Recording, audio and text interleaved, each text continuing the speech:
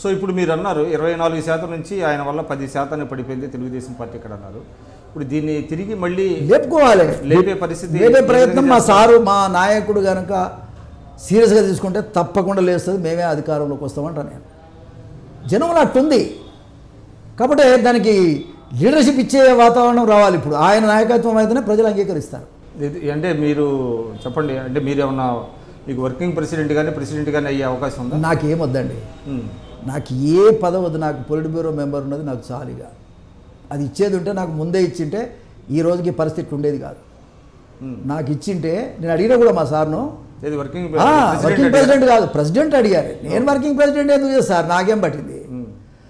President నాకు ఇచ్చిండే, నాకు ప్రోత్సాహం ఇచ్చింటే ఇలా రాష్ట్ర పరిస్థితి, తెలుగుదేశం పార్టీ పరిస్థితి ఉండేది కాదు. I can challenge. ఇలా బడుగు బలైన వర్గాలు లేకపోతే వాతావరణాన్ని అంతా కూడా మార్చేవాడిని. ఆల్టర్నేటివ్గా తెలుగుదేశం పార్టీ అధికారంలోకి తేవడానికి 100% ట్రై చేసేవాడిని. కానీ ఇలా కారణం ఏంటంటే దురదృష్టం అంతే.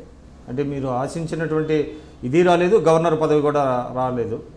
అంటే ఒక రకంగా మీకు అన్యాయం జరిగిందంటారా? ఇప్పుడు నాకు వ్యక్తిగతంగా వచ్చిన నష్టమేం లేదు సార్. నాకు పార్టీకి నష్టం తప్ప వ్యక్తిగతంగా నాకు వచ్చిన నష్టమేం లేదు. అయితే వ్యక్తిగా ఏంటంటే మనం పనిచేయాలి కాబట్టి ఏదో ఒక వేదిక అయితే ఉండాలి కదా. ఆ వేదిక కావాలని కోరుకోవడం తప్ప అంతకంటే వేరే ఏం లేదు.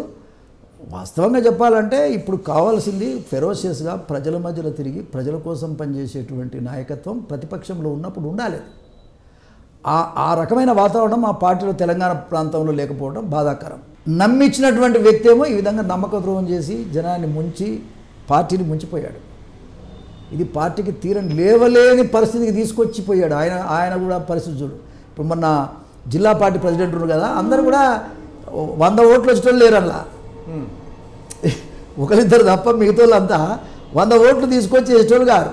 కానీ పార్టీ ప్రెసిడెంట్ నా ఎంబడి రావాలని ముందే ఆలోచనతో కుట్రతోటి వీళ్ళందరినీ తన అనుకున్న మనుషులందరినీ కూడా జిల్లా పార్టీ ప్రెసిడెంట్లు కానీ రాష్ట్ర పార్టీ నాయకత్వాలలో కానీ వేయించుకొని వాళ్ళందరూ తీసుకొని పోయాడు ఆయన. అదే తప్ప వాళ్ళతో వచ్చేది లేదు, పోయేది లేదు. ఒక 2-3 మంచి నాయకులు ఉన్నారు దాంట్లో. సో అంటే భవిష్యత్ కార్యాచరణ ఏ విధంగా రూపొందించబోతుంది తెలుగుదేశం పార్టీ? తెలుగుదేశం పార్టీ చూడండి, మన రేవంత్ రెడ్డి పోయినాడన్నప్పుడు నేను ఇచ్చిన స్టేట్మెంట్తో పార్టీ మళ్ళీ నిలబడ్డది. అతను ఒక చీడ పురుగు, పార్టీకి నష్టం చేశాడు, రాహుల్ గాంధీని గడిచాడు, కాంగ్రెస్ పార్టీ వాళ్ళతో తిరుగుతూనే తెలుగుదేశం పార్టీని మొత్తంగా నష్టపరిచే ప్రయత్నం చేస్తున్నాడని నేను చెప్పకపోతే ఇలా పార్టీ ఉనికి ఉండేది కాదు ఈ తెలంగాణ ప్రాంతం ఉన్నారా. కాబట్టి ఏంటంటే ఖచ్చితంగా మా నాయకుడు సరైన నిర్ణయం తీసుకొని కనుక ఇక్కడ ప్రోత్సాహం ఇవ్వగలిగితే పార్టీని మళ్ళీ మనం లేపుకురావచ్చు. ప్రజలు ఉన్నారు, కార్యకర్తలు ఉన్నారు. ప్రాబ్లం ఏముంది ఇక్కడ? ప్రాబ్లం వల్ల ఒకటి ఏంటంటే రేవంత్ రెడ్డికి వర్కింగ్ ప్రెసిడెంట్ ఇచ్చి రేవంత్ రెడ్డిని ప్రోత్సహించడమే పార్టీ పరంగా జరిగిన తప్పు, పొరపాటు జరిగింది. సో అది ఒప్పుకుంటుందా అధిష్టానం మీ పార్టీ? ఎవరు ఒప్పుకున్నా ఒప్పుకోకపోయినా జరిగింది అదే కదా, వాస్తవం అదే కదా. మా సార్ కూడా మొన్న ఆయన పోయిందంటే బాధపడకపోతే సంతోషపడతాడా? ఎవరైనా బాధపడతారు కదా. సో ఇప్పుడు మీకు ప్రెసిడెంట్ ఇస్తే తీసుకుంటారా తెలుగుదేశం? నేను ఒక మాట చెప్పనా, నా వరకు నేను చెప్తున్నాను, నాకు ఏ పదవి అక్కర్లేదు. నాకు ఏదైతే నా సీనియారిటీకి నాకు సూటబుల్ పోస్టు ఏది కావాలనో చంద్రబాబు నాయుడు గారికి తెలుసు. ఆ రకంగా ప్రోత్సహిస్తే ఇంకా ముందుకు పోయి పనిచేయడానికి నాకు ఏ అభ్యంతరం లేదు.